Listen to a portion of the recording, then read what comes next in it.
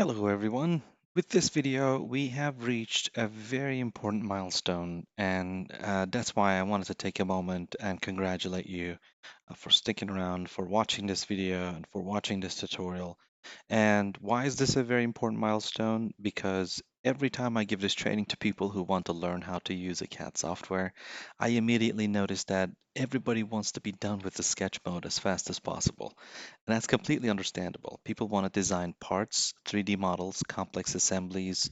People want to design their innovative ideas, and they want to do things that have real world applications. And in the sketch mode, all we do is draw lines, circles, rectangles, and people find it boring, which I understand. And the sketch concepts we covered in this tutorial so far, you do not have to memorize them. Just being familiar with them is enough because we will use them a lot.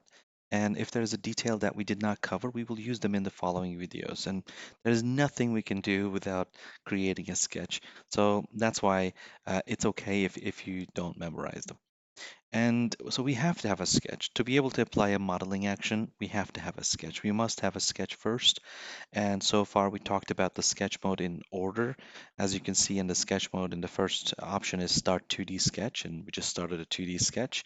And then next thing to do is to create a sketch. And you can see that there's a Create menu here. This is where we have the sketch tools like lines, circles, rectangles, and project geometries and things like that. And then we have the Modify menu, and we talked about trim, extend, offset, move, copy, and those tools to modify the sketch tools, sketches that we create. And also we can apply patterns, rectangular, circular, mirror patterns. We dimensioned the sketches that we created, and we applied constraints to make sure that our sketches are fully defined, fully constrained. And once we're done, we finish the sketch, and that's it. Once all completed, we are ready to finish the sketch. And general rule of thumb is simple sketches, complex models. I'm going to say this many more times in this following videos. It does not matter what you design, always start with a simple sketch. Most complicated designs start with a simple circle or a rectangle. So don't try to take care of everything in the sketch mode. Draw something simple, and then we can get to the 3D model later.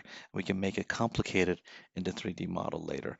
This way you can go back and modify easier if needed. And you'll see many examples of this in the following videos. We will create a very simple sketch, we'll dimension it, we'll constrain it, and then we will make it a very complicated, really interesting looking 3D model.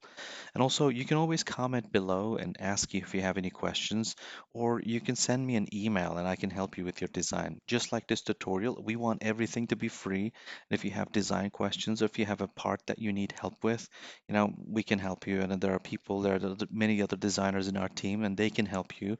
They can just reply to your email, they can record their screen, or they can just give you a few tips.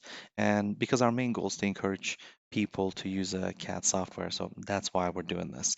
And so please don't hesitate to contact us. Please don't hesitate to just leave a comment or send an email. And we would love to help you with your designs and however we can help with your project.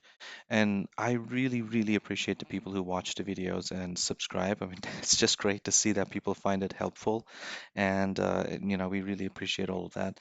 And we already heard that a few people already started to share the tutorial with their friends, and they're watching it too. So it's really great to see that. We really appreciate it. We are really thankful, and see you in the next video. Thank you.